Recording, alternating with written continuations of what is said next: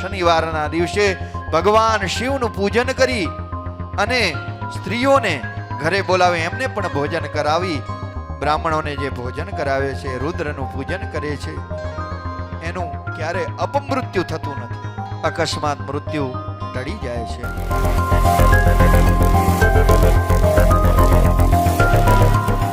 કે બ્રાહ્મણોને ભોજન કરાવવાથી શું થાય, કયા વારે બ્રાહ્મણોને ભોજન કરવાથી શું ફળની પ્રાપ્તિ થાય છે.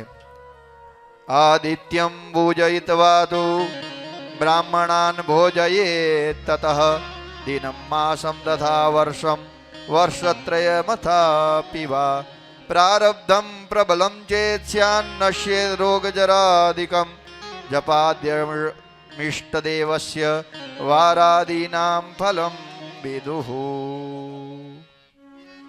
આદિત્યમ પૂજયિત્વા તુ, સૂર્યનારાયણ ભગવાનની પૂજા કરી અને બ્રાહ્મણોને ઘરે બેસાડી અને એને ભોજન કરાવવાથી શું થાય તો કહે છે,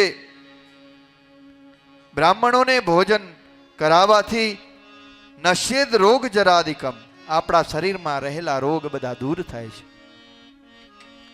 રવિવારના દિવસે બ્રાહ્મણોને ભોજન કરાવવાથી પાપ શાંતિર વિશેષેણ યાદિવારે નિવેદયેત આદિત્યસ્યૈવ દેવાનામ બ્રાહ્મણાનામ વિશિષ્ટદમ. રવિવારના દિવસે બ્રાહ્મણોને ઘરે બોલાવી પ્રેમથી ભોજન અર્પણ કરવાથી, ભોજન જમાડવાથી આપણા બધા જ પાપો નાશ થાય અને શાંતિની પ્રાપ્તિ થાય છે. સોમવારના દિવસે બ્રાહ્મણોને ઘરે બોલાવી ઘીથી યુક્ત ભોજન, લાડુ વગેરે જમાડીને બ્રાહ્મણોને જમાડીએ તો ઘરમાં લક્ષ્મી સંપત્તિ ખૂબ આવે છે.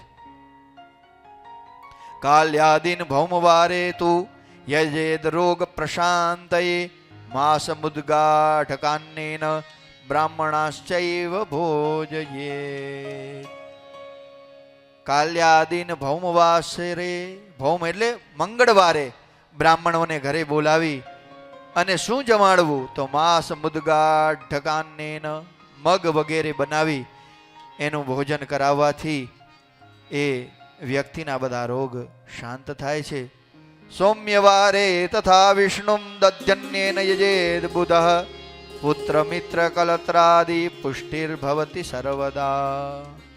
બુધવારના દિવસે ભગવાન વિષ્ણુને દધી એટલે કે દહીં અને ભાત વગેરે ધરાવી બ્રાહ્મણોને આનું ભોજન કરાવવાથી એ જે પણ વ્યક્તિ છે એના પુત્ર મિત્ર સ્ત્રી આ બધાની પુષ્ટિ થાય, એમનું પોષણ થાય છે.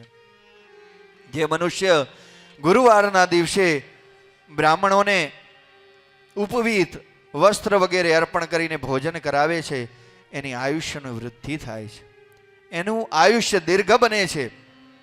ભોગાર્થમ ભૃગુવારે તુ યજે દેવાન સમાહિતઃ ષડરસોપેતમન્નંચ દદ્યાદ બ્રાહ્મણ તૃપ્તયે. ભોગ પ્રાપ્તિ માટે શુક્રવારના દિવસે બ્રાહ્મણોને ષડરસ યુક્ત ભોજન કરાવવાથી એને બધા જ ભોગોની પ્રાપ્તિ થાય છે. સ્ત્રીણાં ચ તૃપ્તયે તદ્વદ્દેયં વસ્ત્રાદિકં શુભમ અપમૃત્યુ હરે મંદે રુદ્રાદેશયેદ બુધઃ.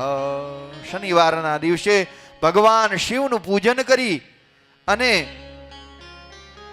સ્ત્રીઓને ઘરે બોલાવે, એમને પણ ભોજન કરાવી બ્રાહ્મણોને જે ભોજન કરાવે છે, રુદ્રનું પૂજન કરે છે, એનું ક્યારે અપમૃત્યુ થતું નથી,